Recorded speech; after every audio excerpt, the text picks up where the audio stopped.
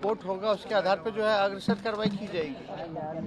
तो उसमें क्या है, हमने तो उस समय भी विधानसभा में ये कहा था कि उस समय भी पूर्व में डीजीपी का जो बयान था वो हमने वहाँ का पढ़ के भी सुना दिया था विधानसभा में, और ये भी विपक्ष को कहा था कि अगर कोई इसके अलावा भी बात होगी तो सरकार जो है इसको टॉलरेट नहीं करेगी, चाहे यहाँ की सरकार हो या वहाँ की सरकार हो।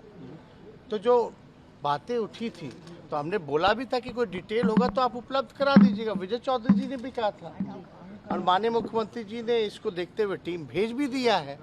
तो हम लोग तो इस मामले को अगर कोई बात है इस तरह की तो हम लोग, क्योंकि 2-4 न्यूज़ चैनलों में देख रहे हैं, कुछ मजदूरों का जो बयान है वो देख रहे हैं कि भाई रेलवे स्टेशन के बाहर जो बातें आ रही हैं, तो इसमें सरकार गंभीर है तभी तो टीम भेजा गया है। दूसरी बात, एक अखबार है उसमें बीजेपी के जो प्रदेश अध्यक्ष हैं उनका जो है बयान जो है वो छपा है, उनका बयान जो है वो छपा है। तो उसमें ये कहा गया है उस बयान में कि जो बीजेपी के बिहार प्रदेश अध्यक्ष हैं उन्होंने वहाँ के प्रदेश अध्यक्ष को फ़ोन किया और वो प्रदेश अध्यक्ष जो बीजेपी के हैं उन्होंने कहा है कि ऐसी कोई घटना वहाँ नहीं हुई, और ये बात जो है बीजेपी के प्रदेश अध्यक्ष को बताई गई है। हालांकि फिर भी कौन क्या बोलता है नहीं बोलता इससे हम लोगों को मतलब नहीं है, लेकिन सच्चाई क्या है, सच्चाई को पता करते हुए जो है हम सभी लोग जो है, हमारी सरकार माननीय मुख्यमंत्री जी ने टीम को भेजा है। जब सच्चाई सामने आ जाएगी तो अग्रसर जो है कार्रवाई की जाएगी।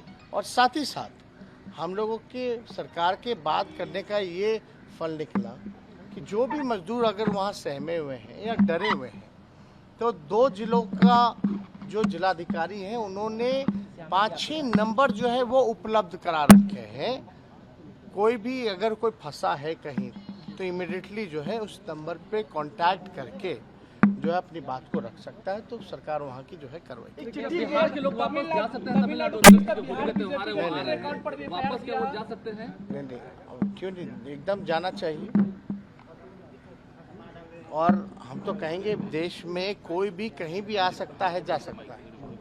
अब यही हम सवाल उल्टा हम फेर के पूछे कि तमिलनाडु के लोग अगर यहाँ आना चाहे, देखो कोई एक अगर गलती करेगा तो पूरा राज्य दोषी कैसे हो सकता है?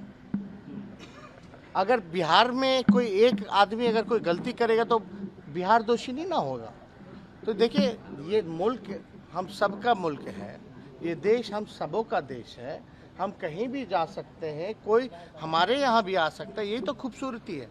लेकिन अगर कोई नोटोरियस अगर तमिलनाडु में अगर कोई इस तरह का काम कर रहा है तो हम लोग तो बार बार कहेंगे कि उस पर कठोर कार्रवाई वहाँ की सरकार को करना चाहिए। लेकिन फिर भी ये 2 राज्यों का मामला है तो इसमें भाई भारत सरकार का क्या काम कर रहे हैं लोग? भारत सरकार कहाँ कंसर्न आपको दिखे इस पूरे मामले में? भारत सरकार की भूमिका बनती है कि नहीं बनती है? जब 2 राज्य में अगर कोई विवाद अगर कोई उत्पन्न हो रहा है, हुआ नहीं हुआ लेकिन बातें चल रही हैं, तो इसको सॉर्ट आउट करने के लिए कुछ तो स्टेप उठाना चाहिए ना। हम लोग तो टीम भेज रहे हैं, सारा चीज़ हो रहा है, लेकिन इस तरह का देखिए हम बार बार कहेंगे, कोई भी कहीं भी इस देश में रह करके अगर घृणा फैलाने का काम करेगा, समाज को बांटने का प्रयास करेगा, तो इनसे हमको सावधान रहना चाहिए। बीजेपी के अकाउंट पर एफआईआर किया गया, तमिलनाडु पुलिस ने एफआईआर के अकाउंट पर एफआईआर की है, कैसे देखते हैं आप? देखिए हमने पहले बोला कि तमिलनाडु पुलिस का मानना ये है कि वहाँ ऐसी घटना नहीं हुई। हम अपने तरफ से नहीं कह रहे, हमने जो विधानसभा में भी कहा वो यही बात कही कि जो डीजीपी का जो बयान है वो नहीं मानते बीजेपी। और कई ऐसे वीडियो जो हम लोगों के समक्ष आए हैं, हमने भी देखी है, इसलिए हम लोगों ने टीम भेजा है। तो हम लोगों ने टीम भेजा है कि भाई सच क्या है इसकी हम लोग जानकारी प्राप्त कर लें, और अगर केस हुआ है, कोई मुकदमा अगर एफआईआर हुआ है ट्विटर अकाउंट पर, तो बीजेपी को उसका जवाब देना चाहिए। तो इसमें अगर सच्चाई है तो इसमें कोई दिक्कत वाली तो बात तो विपक्ष